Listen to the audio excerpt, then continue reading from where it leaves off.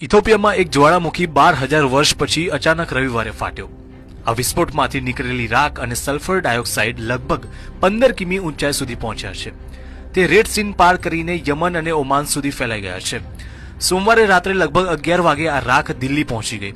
Weather expert સતત તેને tracking કરી રહ્યા છે, કારણ કે રાખના આ વાદળ લગભગ 130 કિમી પ્રતિ કલાકની ઝડપે ઉત્તર પશ્ચિમ ભારત તરફ આગળ વધી રહ્યા હતા.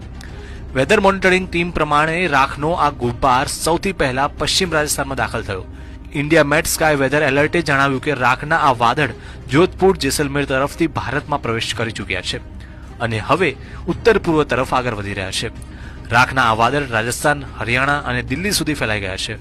તેનો એક ભાગ ગુજરાતને પણ સ્પર્શી શકે છે. રાત્રે પંજાબ, પશ્ચિમ યુપીના પહાડી વિસ્તારો અને હિમાચલ પર તેની અસર જોવા મળવાની શક્યતા છે. આને ધ્યાનમાં રાખીને ઘણી એરલાઇન્સે તેમની ફ્લાઇટ્સ રદ કરી છે.